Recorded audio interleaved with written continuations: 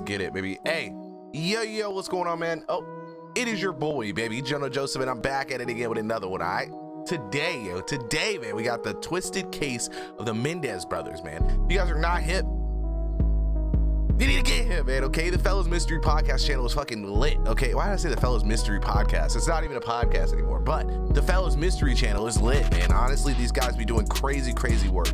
You gotta make sure, if you haven't already, subscribe, man. All right, let's go ahead and get into this, man. I'm really trying to see what's up with the Menendez brothers today, bro. Honestly, these niggas be going crazy with these breakdowns. I love it. Make sure you come pull up on us, baby. Let's get it.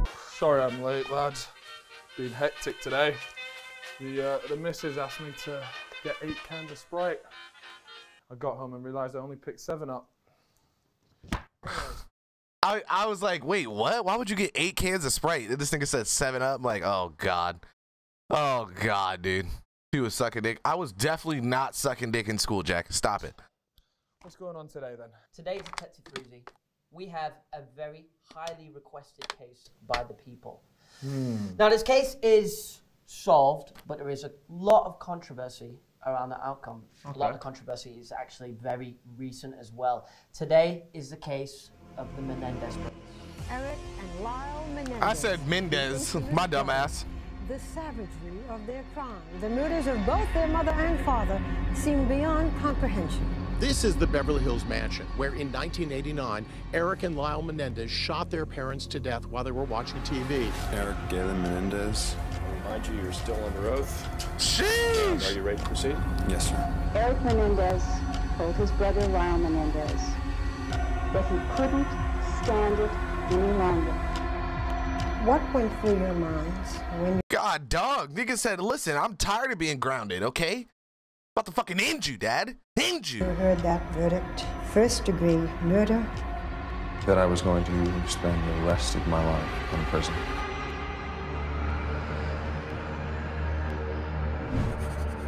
Oh my God. Okay, let's take a little look at the family. Obviously, we have the 2 brothers. These We've niggas got are weird. Lyle, the older brother. We've got Eric, the younger brother.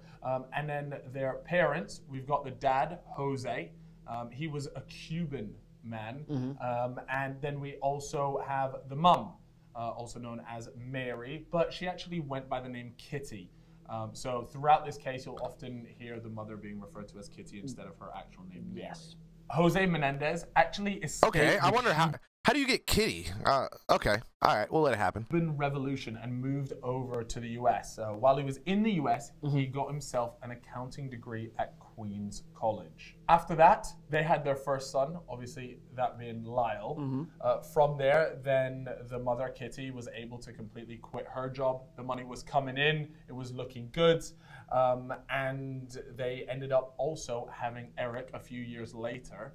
And they both attended Princeton Day School. This is a pretty prestigious school to go to, and it's certainly not cheap. Shortly after that, the family relocated all the way out to Beverly Hills because of Jose, the father, the dad, his job. He was like a top movie exec. And yeah, they relocated out to Beverly Hills, as you do. The movie industry is all based out in LA. Yeah. And that's when...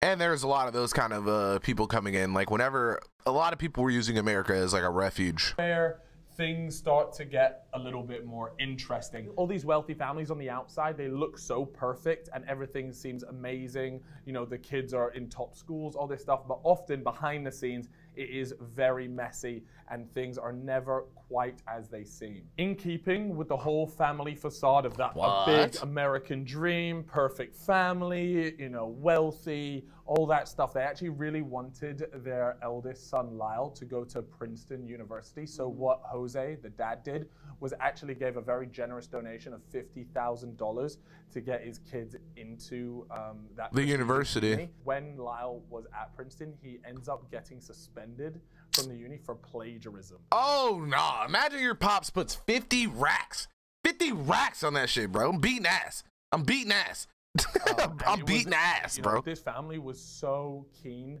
to, you know, keep that perfect image that he actually told Lyle, don't come back from uni to LA because otherwise I'm gonna have to explain to everyone why you're not at Princeton. So you can really see that Jose was He's clinging on. He really was. Like, this guy, the outside perception of the family was so important to him that, you know, he didn't even want his own son to come home. Yeah, especially after I just paid $50K for you to go to the school and then you decided to fail out. What's that going to say about my teaching? Shit, I'm going to look like a horrible parent. They're going to be like, God damn, dude, your kids don't give you no type of respect. You bum. Meanwhile, Eric, the younger brother, was actually really good at tennis. He was ranked 44th in the US for under 18 tennis players. It's safe to say that these two kids were talk about a participation trophy, Chad. Model students. They weren't super smart. It was very much the dad doing what he could to make it appear like that. In fact, Lyle actually burgled his own girlfriend's house. Bruh, like, what type of person do you have to be to, you know, first of all, steal, but then second of all, do it from your own girlfriend? Your own girlfriend. So anyway, he stole items from his girlfriend's house. He showed Eric this. Now, Eric, obviously, he Wait, what? Like, oh, look, I can do this too. So he goes and steals items. He puts them back. Eventually, they both get found out. In fact, I think the overall value of what they stole was over $100,000 or roughly around. So this wasn't just like... Holy shit, I'm thinking they just took a family, like a picture or something, but these niggas took a whole heirloom out the crib. Jesus Christ. The fuck do you have in your house that's valued at $100K?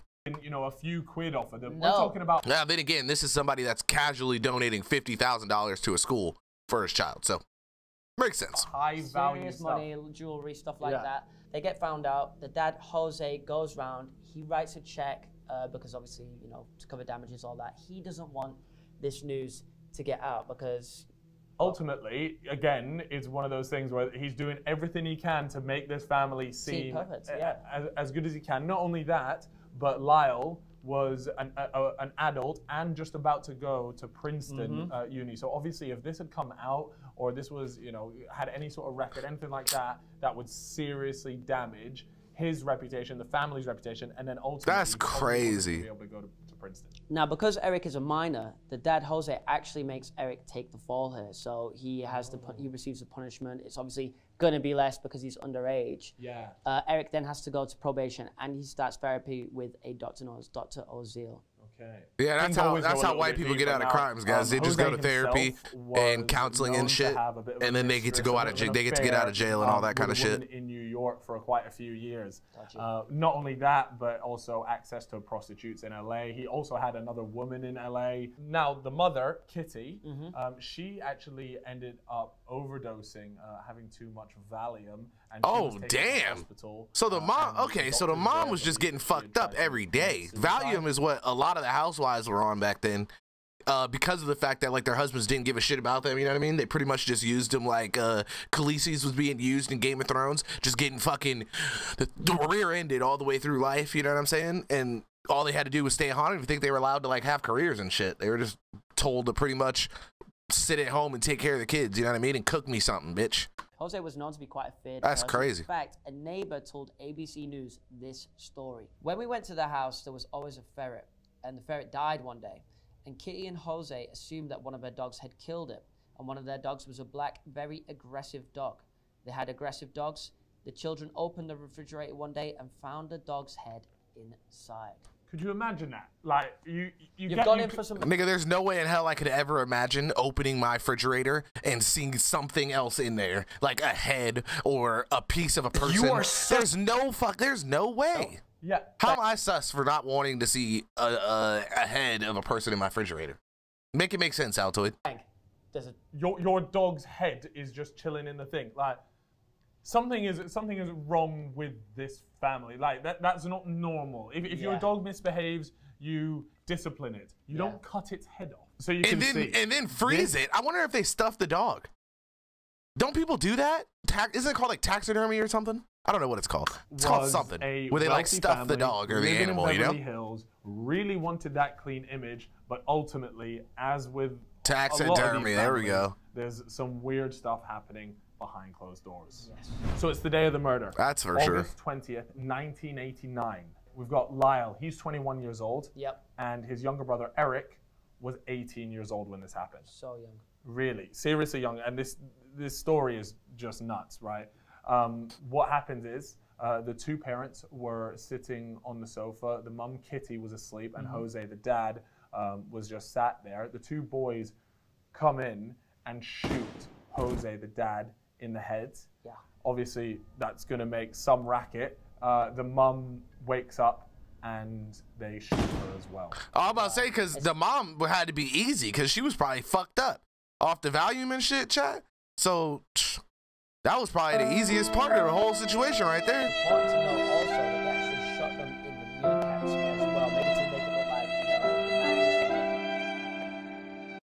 organized crime. Yeah. Ultimately, they were going to try and get away with this and not go down as the killers. So they did their best to make it seem like it wasn't them. They initially thought that just the gunshot sounds alone would alarm the neighbors and they would call the police and the police would have come round. But after a little while, they realized that the police weren't going to come round. And based off of that, they decided, right, okay, well, we can go and try and get a bit of an alibi here. So what they did was they went, put on some clean clothes, and they actually went to the cinema to watch Batman. Pretty good movie, I must add. But, what? Yeah. They watched so this is my thing. The neighbors could have heard a sound. Like, this is the thing, right? That happens. Like, I feel like people don't realize. Like, people could have heard that sound and not thought anything of it. But then because it comes out that the parents are dead, they're going to be like, hey, we did hear a sound. And then all of a sudden we heard the car leaving. And that was kind of weird. You know what I mean? So then they're going to be like, so where are y'all niggas going? They've gone there. And then what they did was, upon their arrival, they then decided to, make it seem like, oh, we've come back. Oh, our parents are dead. Call the police. And they just act like super distraught, shocked. All this, like, please, someone help. My parents have been killed. Beverly Hills emergency. Yes, police. What's the problem? Sounds, What's the problem? What's the problem? someone killed my parents. Pardon me? Now, another neighbor said that was she'd hella seen one of fake. the Menendez boys just like curled up in a ball on the lawn, like screaming, like crying in pain and grief. Yeah. Now, the police didn't even check the boys for like gunshot residue on their fingers and stuff. See if they fired any firearms recently. That's what's so crazy to me, bro, because supposedly in every police documentary or every police thing I've ever seen, it's always been like that the police always suspect the closest person. Like, it's always like the wife or the brother or something, you know what I mean? So like in a case like that, I feel like they should always check that. Like, that's so weird that they didn't check them for any type of residue or anything like that. Like, bro, it's so weird. And be to be honest, what about the murder weapon? Surely, like, these guys have just shot the dad in the back of the head. well, the murder weapons No were cap, actually Joey, in the no car, cap. Right. which they didn't check. They didn't even check Didn't the car. check. They could have found them there and then. It could have been pretty much done. Holy But shit, they at this shotgunned moment, their parents? Besides that, there was no like clear evidence pointing towards Menendez brothers. Oh my God. Being, the ones that did it. Yeah, suspects at Yeah, all. suspects. And they actually came out, one of the prosecutors even said that the way they treat like Beverly Hills cases tends to be very different to how they would treat like sort of central LA criminals. Of course. Because obviously people in Beverly Hills are very wealthy. They tend to just lawyer up. They'll file complaints, all this sort of stuff. So I think they have to be a lot more maybe strict and by the book. I think that was quite an interesting point to make, is the fact that, the Menendez brothers weren't even considered a suspect at all to begin with. They didn't find the murder weapon, which was just in the car, right? And they didn't even check the brothers for gunshot residue. What do they do with the clothes? I'm trying to figure this out. Like, where they ditched everything, but like if they left the guns in the car, then it's everything in the car? Like tennis. Once the parents had died, obviously, the amount of money that these two boys had received was somewhere in the region of $14 million, which is obviously 40 significant. M's? And with that money, they then just went on a spending spree. They were buying Porsches, Rolexes, and even Eric, the tennis player, ended up spending something like $40,000 on a tennis coach. Could that have been one of the motivations for it?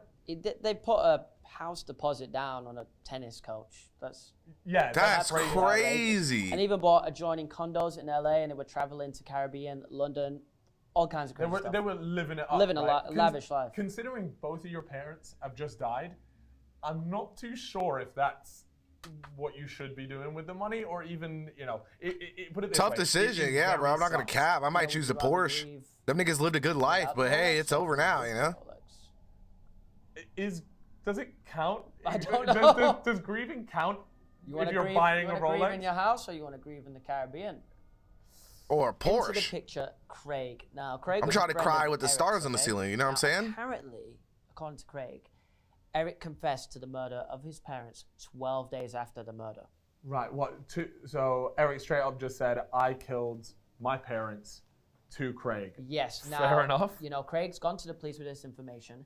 They've made Craig wear a wire, go meet up with Eric again, you know, get him to confess his story whilst, you know, Makes whilst he's got sense. the wire on.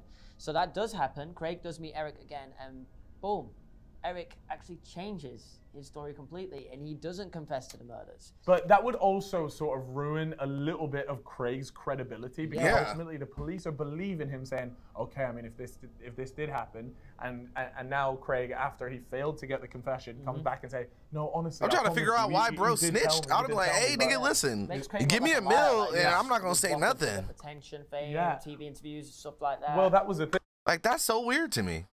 The homie snitched him out. That's crazy. He must have liked the mom. You know what I'm saying? See, yeah, I would have probably had to snitch him out too. Niggas not gonna take my mom. You know what I'm saying? That's my shit. 500K? Oh, see, Alto, you're a cheap thought. A lot of people said that that's sort of what he was doing it, because he was doing loads of different interviews. You know, he really didn't mind being in front of the cameras during this whole process.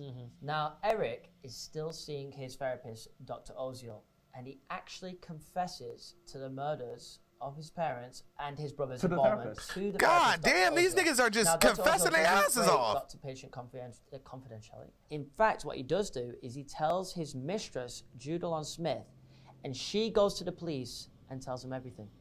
So he doesn't break. He did break it because he shared the information with somebody outside of the room. He broke the trust of patient-doctor confidentiality. He didn't break it with the police, so he broke it with his mistress. He still broke it. That's bullshit. He should never be able to be a doctor or a therapist again. But technically they said, like, if you're planning on hurting someone else or hurting others, or you have hurt someone, then it's like not breaking the confidentiality agreement, right? Like, I thought that's how that was. I thought if you were planning on hurting someone, then a therapist could tell the police about it.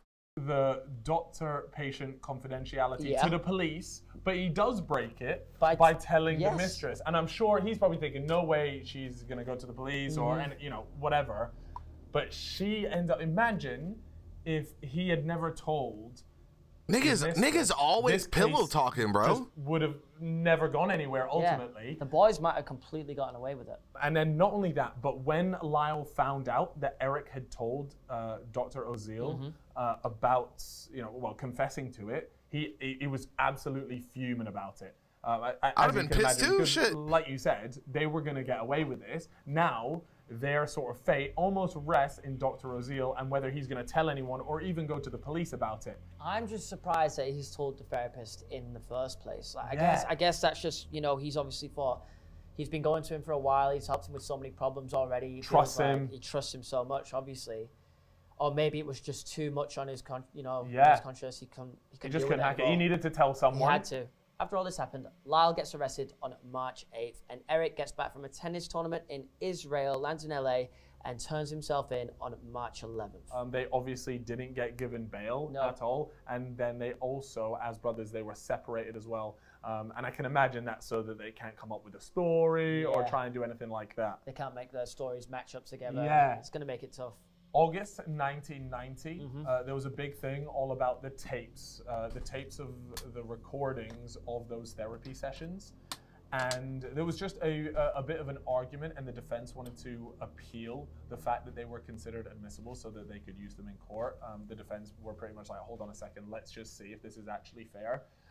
Because Hell no. they weren't sure whether it was breaking doctor-patient confidentiality, but ultimately Lyle actually threatened Dr. Oziel about the whole thing, and Dr. Oziel felt as if his life was in danger, and the two boys were actually going to kill him because of the knowledge that he had, right? In August 1992. the Wow, Supreme Court so he fucking cucked his way into fucking snitching? Chat, no fucking way.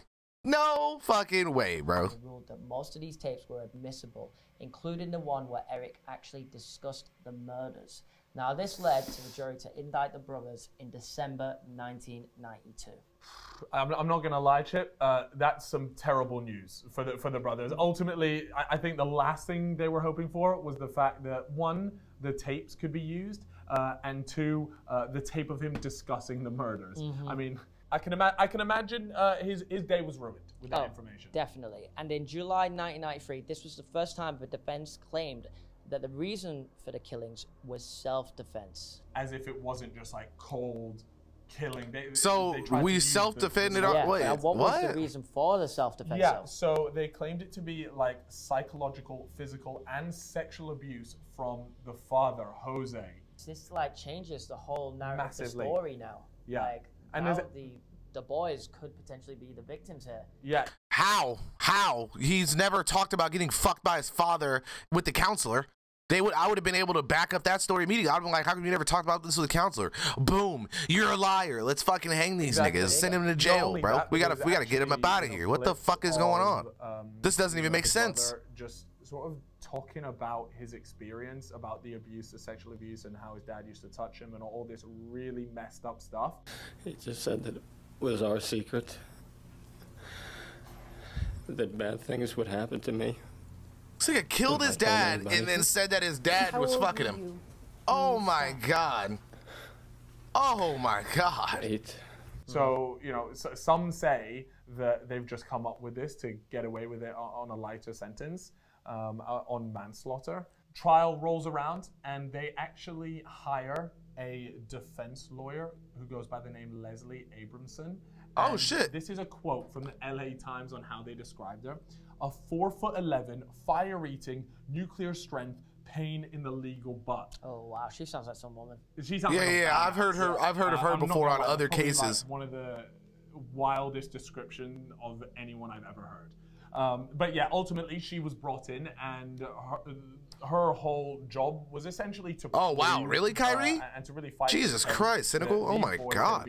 So this nigga was just a weirdo. And it was them doing this in self-defense. You know, the dad was doing all sorts of horrible things to him, and they did this because they wanted it to stop. Yes, and even during the case, she made the boys wear like colorful sweaters and stuff to make them seem younger. Instead, these kids have got money. They could have rocked up in their little. Well, they did. You know, to begin with, they rocked up in suits and all this sort of stuff. And she had really come in and she wanted to change the perception of it and make them seem almost younger than they were. That's quite smart. Yeah, I mean, look, hella there's so smart. many of these.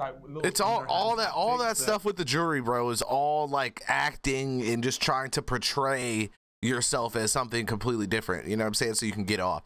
It's still, perception is always going to be a thing, bro. Perception is always going to be a thing. Lawyers help go a long way, especially when you're trying to convince a jury as well, because what ended up happening was in that very first trial, the jury was actually hung, meaning it was a what? tie. I was like, damn, they killed everybody? Some of the things that were actually discussed in the trial. Now, Lyle actually had a pet rabbit. And, one morning he wakes up, goes to his pet rabbit, and he's found that the pet rabbit has had its head bashed in. Now that traumatized. What is with this family and just animal abuse? I know. What the fuck? The dog with the head in the refrefrigerator, and now he comes down and his rabbit's had his head bashed in. Yeah. That was the brother, wasn't it? That was like some crazy shit that his brother was doing. Because of that incident. Yeah. Another thing was that Kitty, the mother, there was another story about her actually blaming the kids as to the reason as to why she didn't make it in her broadcasting career. So what she tried to do, or they claimed that she tried to do, was poison the kids. Oh, okay. These are stories that the kids are giving. I'm thinking that these are stories that real people are saying that happened. Like, oh my God. I was like, fuck, these parents were fucked up. And mate, like the stuff that, like, you see that? You already like see what I'm saying? Like, if you were hearing this, I would be like, oh my God, I would kill my parents too.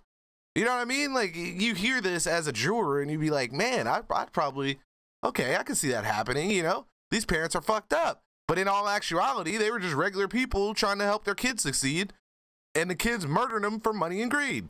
That came out during this trial is just so bizarre. Wait, so she threatened to poison her own kids. Her own kids. Oh, this family.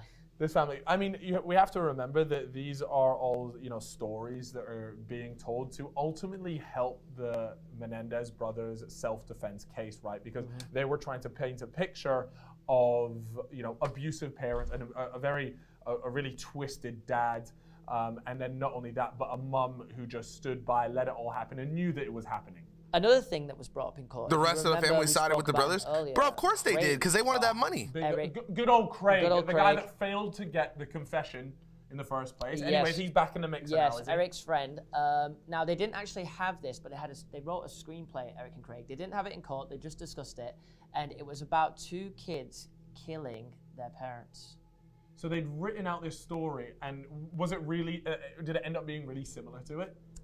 Well, I think that's the idea, right? Yeah. If it's discussed, it's obviously maybe pointing in a certain direction, like, you wrote a screenplay about it, and then you went and actually did it. Yeah. Even These though it niggas are horrible. Eric and his brother that wrote it. Horrible at the, what? Still.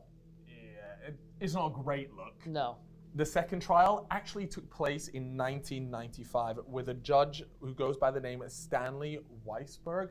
What he wanted was a lot less cameras. This is obviously a very public trial that was going on at the time, and yeah, he essentially kicked out a bunch of the cameras. Not only that, but he also didn't allow a lot of the sexual abuse claims in this particular trial for whatever reason. Not only that, but he also didn't allow the jury to vote on manslaughter charges. Okay. So he took the death penalty off. Voted on murder. Oh. Yeah. Oh, Which wait. is pretty weird. I mean, Wait, I I'm don't confused. really know the reason for that. In 1996, both brothers were convicted of 2 counts of first-degree murder and conspiracy to commit murder, and were sentenced to life without the possibility of parole. They weren't actually given the death penalty by the No. jury. So they only and got 20 that years? was because they hadn't had any convictions prior, which actually ties in with, do you remember that robbery that we spoke about early doors, and how Eric, as a minor, took the fall for it, and he wasn't an adult? If Lyle had actually been charged and he took the fall originally for that robbery, could he have potentially had the death penalty because of that thing that happened ages ago? Possibly. Now, both brothers were sent to 2 completely different prisons. Life both without parole? Oh, is that? I thought parole meant getting out early. I thought parole meant you couldn't get out early. If you get out, a life sentence is only 25 years, right? And then if you have parole, that means that you can get out early.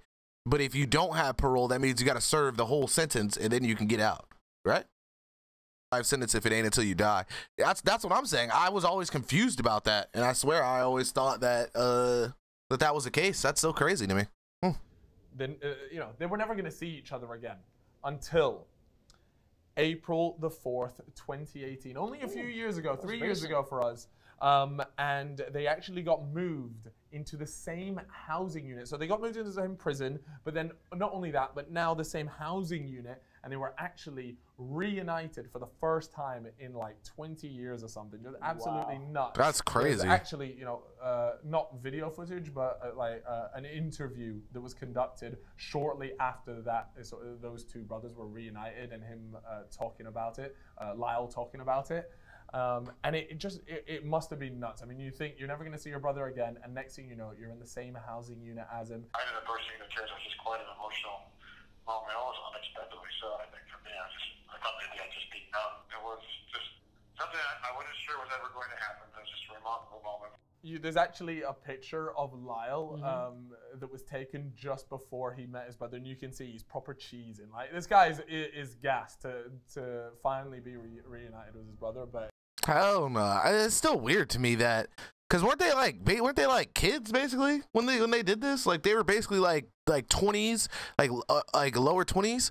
That's kind of weird, man. I feel like they shouldn't have got life without parole. They probably should have got something else, because I mean, to have your whole life taken away for like a crazy decision, you know what I'm saying? That's kind of weird. It's kind of fucked up.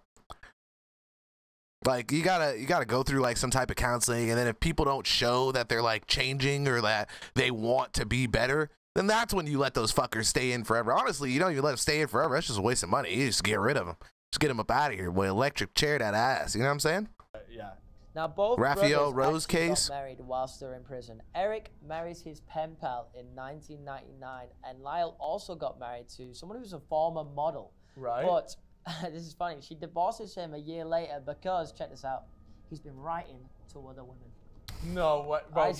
Men are trash. Niggas, what? He said, yo, shorty's letters are coming in way too slow. No cap. When he's in prison, bro. I can't believe this. Bro, Like, men will always find a way. The opportunity to get married to someone whilst you're in prison and you're probably not going to get out. A former model. And you're still writing to other women. But fortunately for him, he did actually get married again after that. 2 years later, 2003, he marries a journalist. Fair enough.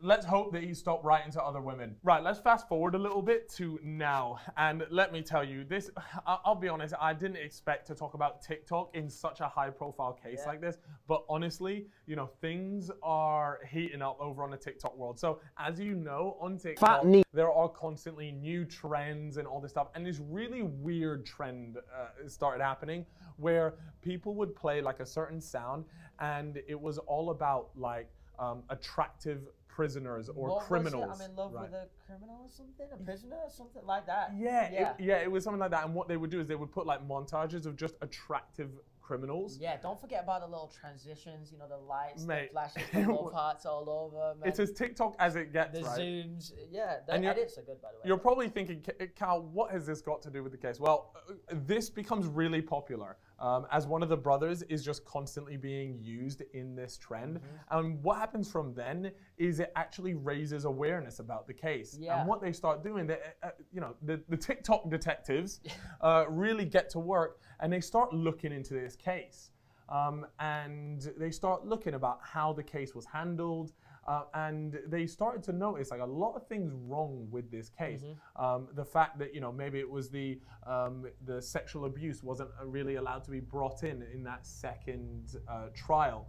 There was just a lot of things that raised a lot of eyebrows. Because they're trying to get that bread, bro. This serious campaign that's been put together. It's weird at this point. Message in, email in to like the district attorney of LA saying, guys, look, there's a lot wrong with this case. We need to reopen it and look at it. Not only that, but there was also a letter that was written to one of the brother's cousins, right? Okay. And in this letter, I believe it was around 8 months before the murders happened. This would be massive for the self-defense theory, because obviously if he's talking about all this stuff before the murder and he's writing it in a letter to a cousin, that is absolutely mega. That's pretty good evidence right there. There might be the evidence that could, you know, change the outcome. Yeah, exactly. So were their parents actually like doing shit to them? I'm so confused. Are waiting to sort of authenticate this letter, and not only that, but decide whether it's worth bringing into. I mean, it's a whole bit of new evidence. There was also some talk as well that there might have been some pressure on the LA District Attorney to convict because they just lost the O.J. Simpson case. Oh, wow. So that was at the same time. Oh, wow. Yeah. He might have felt a little bit like, oh, I have to come here. They just lost that case. Yeah. So they needed a dub. Yeah. Right. And they maybe just thought, right, this is the case where we're gonna.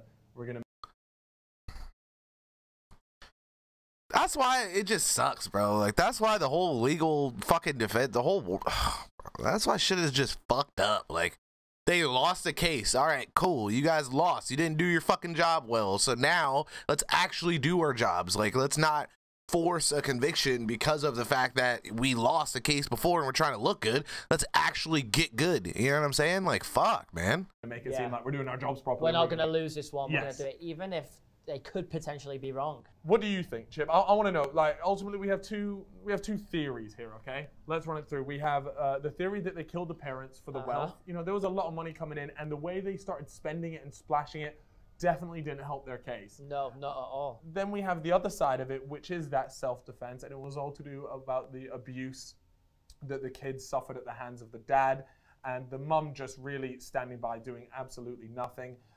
And that they killed their parents in the fear of just this constantly happening to them for the rest of their lives. You know, there's definitely, you know, something going on with the father, and it's in the, you know, we spoke about the dog's head being found in the fridge, you know, the pet rabbit, even stuff like where Eric claimed that his mother was beaten by their father. Yeah. Stuff like that. So there is obviously something dark going on with him. Now, did he physically abused them. Very possible that he sexually abused them. Very possible. Also possible. With that evidence you spoke about, that letter coming out recently to the cousin. Yeah. That is the only bit of substantial evidence towards the sexual abuse. Right? It's kind of like the proof that they need to be like, yo, we didn't just make this up. Yep. For the case. To get away with it. To get away with it. Yeah, we didn't just do that. Like, this is genuine proof that this has been happening. A lot of the family members are on the boys' side as well. Yes. They're with the brothers on this. And, you know, a lot of people have just spoke about how, you know, the father was not a very well-liked man. Yeah, he wasn't. It was very toxic. Like, but this is what I always hate about shit like this, bro. It's always outsiders that try to have it. You know what I'm saying? You got to think about it like this, bro. If you're a parent, right? If you're a parent and you're in a position where you have pretty much any means possible to make things happen for your kids, you're gonna do whatever you can to put your kids in a better position than you ever were, right? So if your kids fucking suck at life, you know what I'm saying? Like, they literally suck. They're like, they have that whole spoiled thing going because of the fact that the parents gave them everything. You know what I'm saying? They always got all the shit that they wanted to get. So they're brats, literal brats. You know what I mean? Like, you got to be a brat to fucking get up one day and say, hey, let me just murder my parents. You know what I'm saying? Like, especially when you're a full-grown adult. Like, that shit's wild. Like, you're fucking 18, 21. Like, nigga, leave the house. You see what I'm saying? Like, the parents told him to stay away multiple times. Said, hey, listen, we don't want to explain how shit you are to other people, so stop fucking coming over here and failing. You know what I'm saying? So it's like, the kids had a lot of pressure. I get that. But then again, pressure makes diamonds, right? I don't know. You know that toxic masculinity? They said that the father just reeked of it. Like that. Yeah. That was him. You don't make $40 million and be a nice guy. You know what I'm saying? You don't make $1 million and you're just a loving, caring person. It takes a lot and a lot of stepping on people's necks and things like that to get that kind of bread. You know what I'm saying? It takes a lot. A lot. So, I mean, I don't know. I'm really on the fence. Look, it's a tough one. It really is a tough one. I think there's going to be mixed reviews in we the want to comments. know what you guys think. What do you guys think in the comments down below? Obviously, like, this is a really tragic and just horrible case, no matter what way you look at it. And it's literally a story of two boys trying to protect their lie. The niggas weren't sad. They went and watched a movie, bro. They weren't nervous. They went and sat in a movie, bro. Like a Batman movie at that. Like, you trying to tell me that these niggas were hurting and sad? And then they went and watched a Batman movie? And I bet they were giggling. Like, there's no way. Or I bet you they said, like, oh, shit, at least once or twice throughout that movie while their parents were just laying there fucking decomposing in the kitchen. I hope that... Or living room, whatever. The answer is found out, but let's see where this new evidence goes. That could change. Maybe there'll be an part update. 2 of this in the future. Who knows? Anyways, guys, I think for now we will leave it at that. As always, we want to know your guys' thoughts down below. We are always reading the comments, your guys' theories. What are you thinking about this case? This is a really high-profile case right now, and because of that new evidence, and because TikTok have brought it back to life.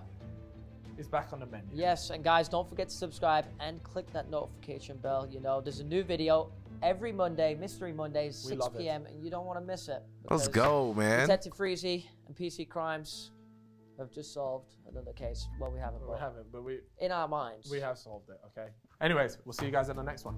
Later. Oh, mate, what a day. That was hard, bro. Mate, Mrs. sent me to shop, get 8 cans of Sprite. Only got 7 up. Oh, that's not how it goes. Jeez. Sorry about that one, Chief. I'm running a little bit late today. Not a problem. What? Just let me deliver my fucking line. That's not a problem.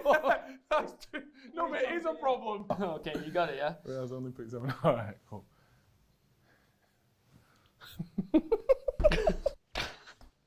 Sorry, I'm late, fella. We're gonna be all fucking day to keep doing this shit. People wanna go home, bro. I wanna have a beer on the rooftop. I'm crying. I've been crying for 10 minutes.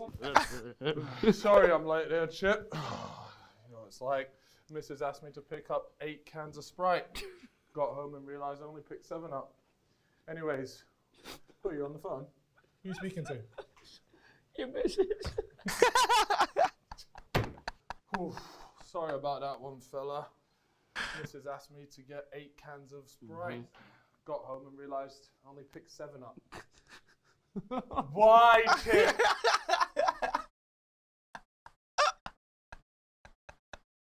Fucking epic, man. You guys got to make sure, man, if you haven't already followed the Fellas Mystery Podcast, you're on it, bro, all right? You got to, man. These boys be killing the game, doing insane work, all right? Definitely, obviously, taking a lot of time to put these videos together. So make sure you go over there and show them some love, all right? I love you guys so much.